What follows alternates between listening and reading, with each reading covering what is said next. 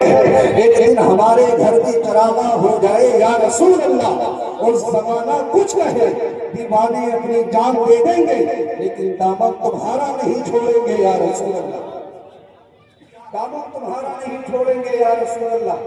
کوئی کچھ بھی کہے، کوئی کچھ بھی کہے، نہیں چھوڑیں گے یا رسول اللہ تمہارا دامن، اس لیے کہ ہمیں بریلی کے قلندر نے وہ عقیدہ دیا ہے، ہمیں ہمارے امام نے یہ عقیدہ دیا ہے، ہمیں ہمارے امام نے اس راستے پر چلایا ہے کہ یا رسول اللہ حشر تک ڈالیں گے ہم پیدائش مولا کی دھوم، حشر تک ڈالیں گے ہم پیدائش مولا کی دھوم، مثل فارس نجد کے قلعے گراتے جائیں۔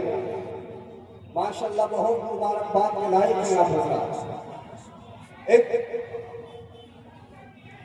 امام اس کو محبت دوسرے مقام پر قلم اٹھا کر کے لکھتے ہیں کہ وہ سوئے لالزار پھرتے ہیں، کہا وہ سوئے لالزار پھرتے ہیں، تیرے دل کے بہار پھرتے ہیں، تیرے در سے جو یار پھرتے ہیں، در بدر جو ہی خار پھرتے ہیں، اور کہا اس گلی کا گدا ہوں میں جس میں، اس گلی کا گدا ہوں میں جس میں مانگتے تاجدار پھرتے ہیں۔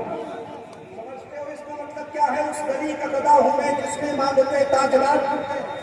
تاجدار بڑے بڑے تخت و تاج والے، بڑے بڑے بادشاہ کہنا چاہتے ہیں امام اس کو محبت کے یا رسول اللہ اگر کسی کو تخت و تاج ملا ہے، اگر کسی کو حکومت بھی ملی ہے، اگر کسی کو عزتیں ملی ہیں تو کہیں اور سے نہیں، آقا آپ کے در سے ملی ہے۔ ہمیں تو مقدر بھی مصطفیٰ کے در سے ملا ہے۔ کسی نے قلم اٹھا کر کے کہا تھا کہ فضل رب العلا اور کیا چاہیے، مل گئے مصطفیٰ اور کیا چاہیے۔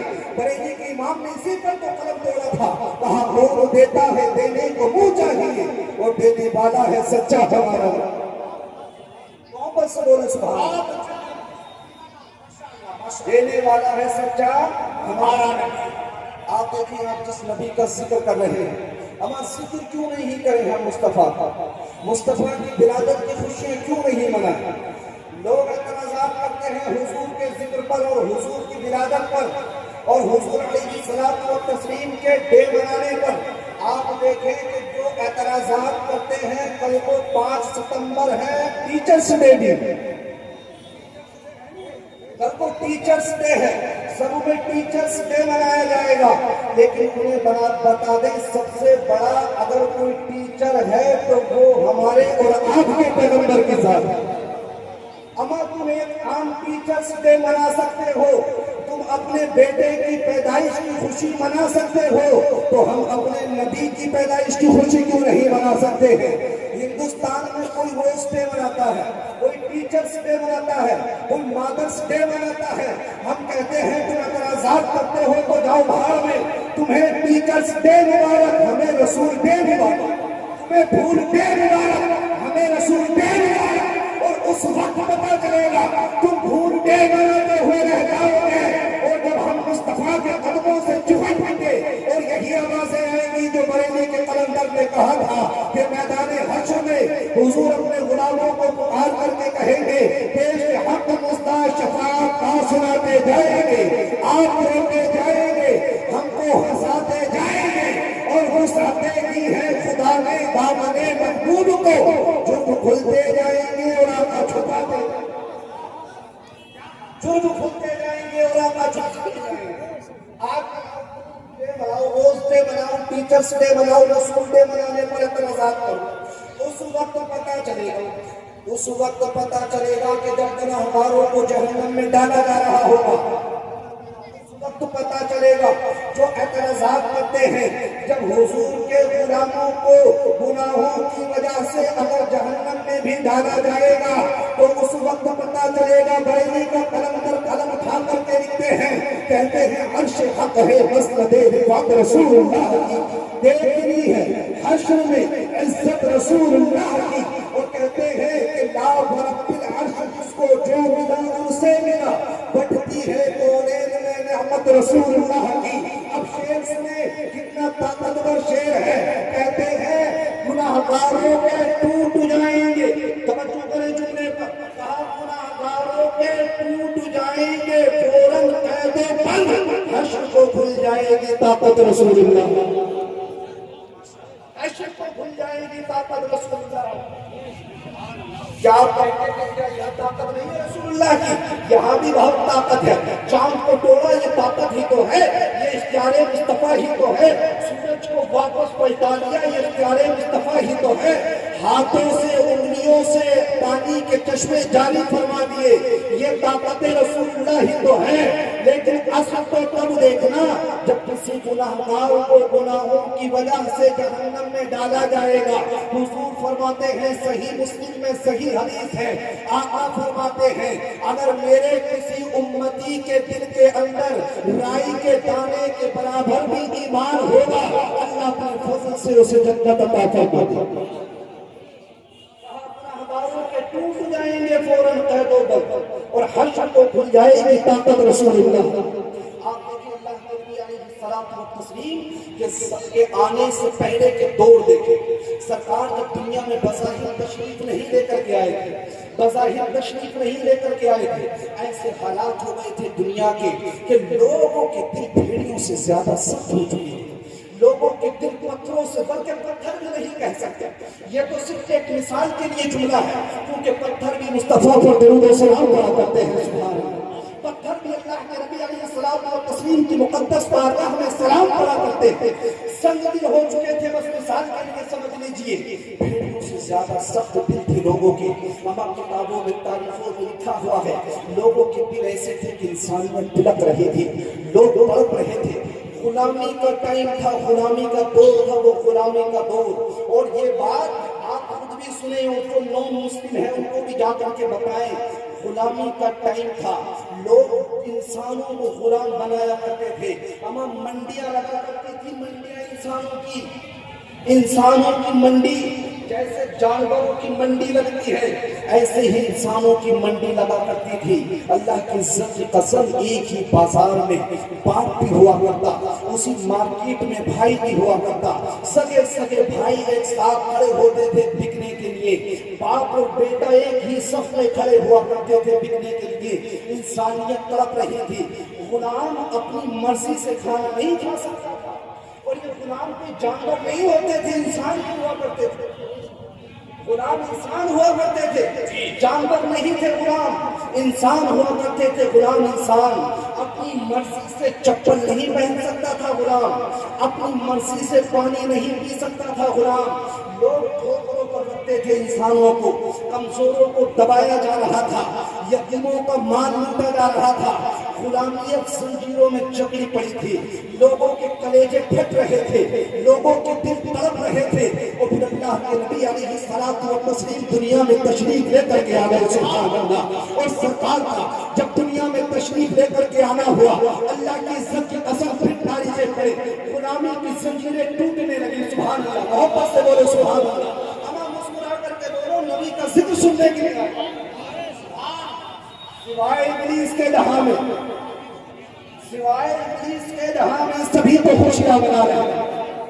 مسکرا کر کے بولو نبی کا ذکر.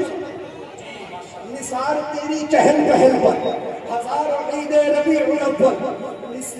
اچھا ایک بات آپ سنیں, یقین جانے دل کے اندر تمنا لے کر کے بیٹھ جائیں. یہ حضور کا میلاد سن رہے ہیں آپ, با ادب تو آپ ہیں ہی ہیں, یہ تو میں سمجھ گیا ہوں. بہت آپ ایجوکیٹڈ بھی نظر آ رہے ہیں, تحصیلدار بھی نظر آ رہے ہیں. بس دل میں تمنا کر لیں, آج جس نبی کا جشن ولادت بنا رہے ہیں, کتابوں میں حدیثوں میں یہی لکھا ہے اس نبی کی دہلیز پر جو آیا ہے کبھی واپس نہیں کیا, جو بھی آ گیا واپس نہیں کیا ہے. اسی نبی کے جشن میں بیٹھ کر کے دل میں عقیدہ باندھ لیں اور کسی جائز مقصد کے تحت دعا مانگ لیں, اللہ دعاؤں کو قبول کروا لے. اس لیے کہ کون دیتا ہے دینے کو منہ چاہیے, کون دیتا ہے دینے کو منہ چاہیے, دینے والا ہے سچا ہمارا. غلامی کی زنجیروں میں انسان جکڑے پڑے, تڑپ رہے تھے انسان, بے قرار تھے انسان. اور جب حضور تشریف لے کر کے آئے تو پھر لوگوں کی غلامی کی زنجیریں ٹوٹنے لگیں. کس انداز میں ٹوٹی؟ ویسے تو آپ حضرات نے سنا ہوگا کچھ علماء سے, حضور نے قانون بنائے, ضابطے بنائے.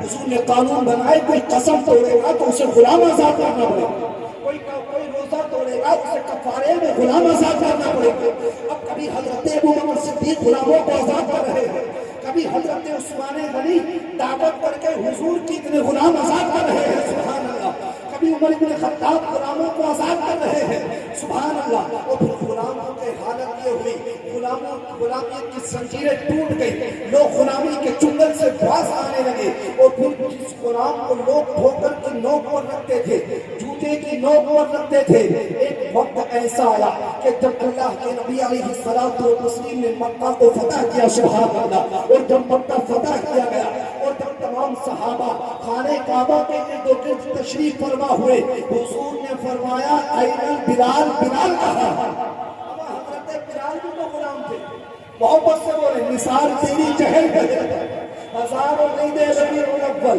سوائے ابلیس کے جہاں میں، مسکرا کر کے بولے سوائے ابلیس کے جہاں میں سبھی بھی خوشیاں منا رہے ہیں۔ جب اللہ کے نبی نے فرمایا این بلال، بلال کہاں،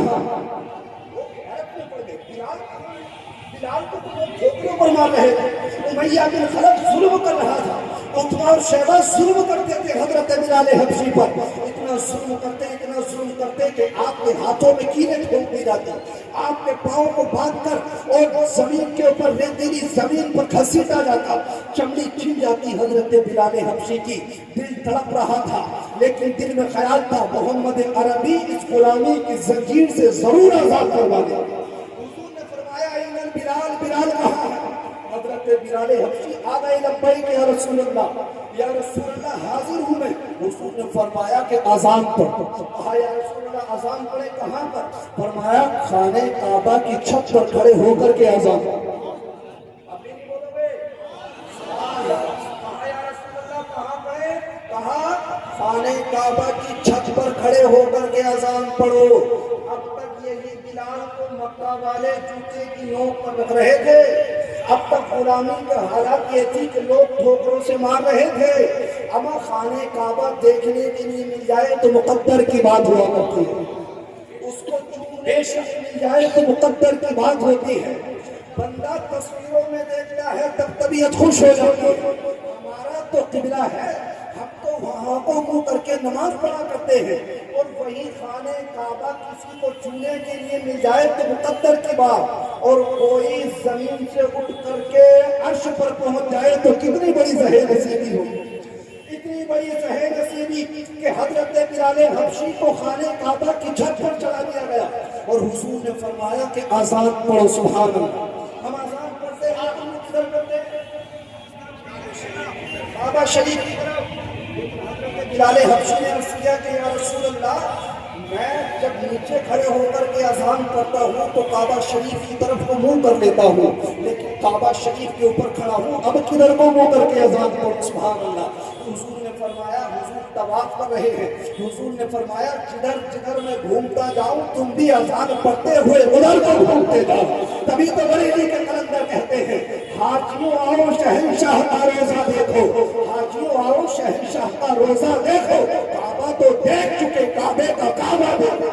ماشاءاللہ، نعرہ تکبیر، نعرہ رسالت، جشن عید میلاد النبی، مسلک اعلیٰ حضرت۔ حضرت بلال حبشی خانہ کعبہ کی چھت پر ہے، اور جو ستا رہے تھے وہ بھی نیچے ہیں، جو سرکار کے صحابہ ہیں وہ بھی نیچے ہیں۔ حضور نے کیوں کھڑا کیا حضرت بلال حبشی کو؟ چاہتے سرکار کو ابو بکر صدیق کو چڑھا دیتے، چاہتے حضور تو عمر بن خطاب کو خانہ کعبہ کی چھت پر چڑھا دیتے، لیکن کیوں؟ اس لیے کہ جو لوگ غلاموں کو ٹھوکروں پر رکھ رہے تھے وہ سمجھ جائیں کہ اب غلامی کو توڑنے والی ذات محمد عربی کی تشریف لا چکی ہے سبحان اللہ۔ اور جب حضرت بلال حبشی نے آزان پڑھی تمام صحابہ تشریف لے کر کے آ گئے، اور جب حضرت بلال حبشی نے اپنا یہ مقدر دیکھا، جب نیچے اتر کر کے آئے قدم مصطفیٰ کو چمٹ گئے اور عرض کرنے لگے یا رسول اللہ جب تک بکے نہ تھے کوئی پوچھتا نہ تھا، جب تک بکے نہ تھے کوئی پوچھتا نہ تھا، تم نے ہمیں خرید کے انمول